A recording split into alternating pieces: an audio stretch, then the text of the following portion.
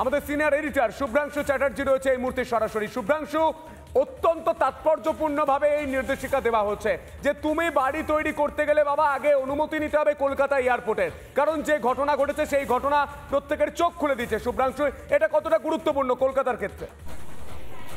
দেখো, একটা ঘটনা বলতে পারি, যেদিন দুর্ঘটনা ঘটে আমি নিজের কথা বলতে পারি, যে অঞ্চলটা দমদমে যে এয়ারপোর্ট আছে, এয়ারপোর্টের পাশ থেকে যে বাড়িগুলো আছে, সে একটি বাড়ি থেকে আমি দাঁড়িয়ে যখনই এরোপ্লেনের আওয়াজ যাচ্ছে উপরে তাকিয়ে দেখা যাচ্ছে, ভয় লাগছে।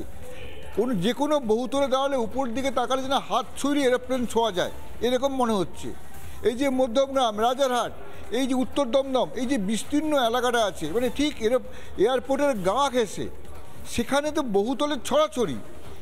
যে ঘটনাটা বলছে বড় গাছ রাখা যাবে না, বড় গাছ ছেঁটে ফেলতে হবে। বড় গাছ মানে কতটুকু, সেখানে বহুতলগুলো কতটুকু, বহুতলগুলো ছাদ থেকে দাঁড়িয়ে দেখলে দেখা যাচ্ছে বড় গাছগুলোকে ছোটো ছোটো দেখায়। এত উঁচু উঁচু বড় বহুতল নির্মিত হয়েছে, এবং নির্মিত হয়েছে কার পারমিশনে? স্থানীয় পুরসভাগুলোর পারমিশন নিয়ে, অনুমোদন নিয়ে। অর্থাৎ পুরসভার যে এমনি যে নিয়মগুলো আছে, বহুতল নির্মাণের যে এমনি নিয়মগুলো আছে, সেগুলোই মানা হয়নি।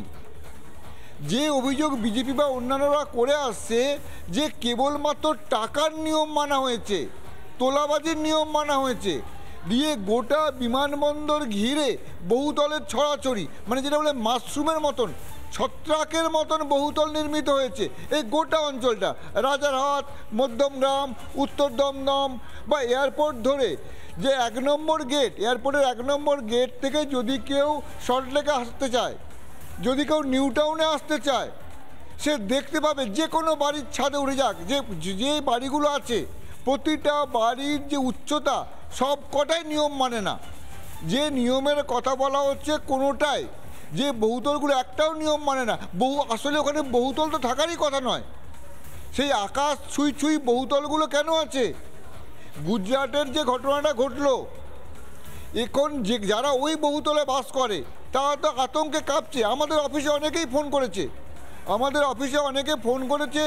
আমাদের এখানে হলে আমরা কি করব।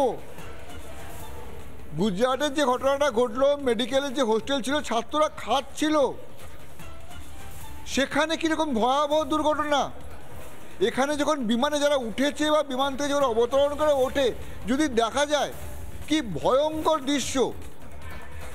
বহুতলগুলোর ছাদ দেখা যায়, ছাদে কেউ দাঁড়িয়ে থাকলে সেটা দেখা যায়। যদি কোনো রকম একটু এদিক ওদিক হয়ে যায়,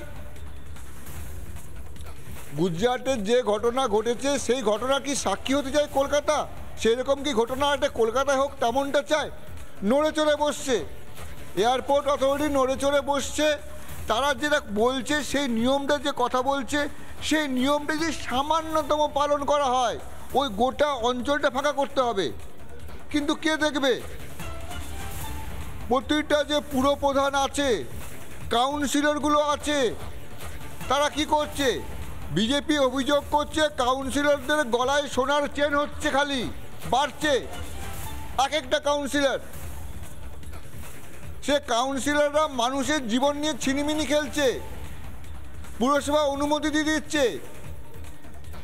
এবং এটার যে ফল হবে, যদি কোনো রকম একটু এদিক ওদিক হয় সন্তু, তো এটা ভয়ঙ্কর ফলের সামনে। তবে যেটা বলা হচ্ছে, একটা সুরাহা দেখা যাচ্ছে, এবার যদি ওরা মনে করে 30 দিনের মধ্যে রিপোর্ট দিতে হবে এবং তারপর 60 দিনের মধ্যে ব্যবস্থাটাকে ঠিক করতে হবে, তার মানে কি, যদি বহুতল হয় একবারে আড়াআড়ি কেটে ফেলতে হবে বহুতলটাকে।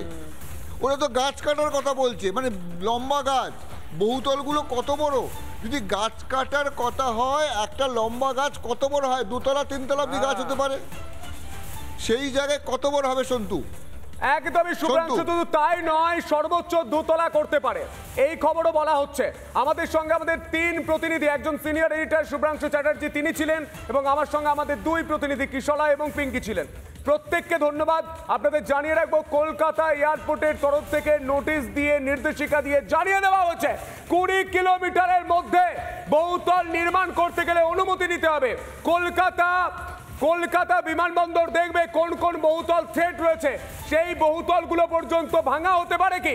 আমরা কথা বলেছিলাম প্রাক্তন চেয়ারম্যান মধ্যমগ্রামের রতিন ঘোষের সঙ্গে, যিনি এখন খাদ্যমন্ত্রীও বটে। তিনি ঠিক কি বলছেন শুনি।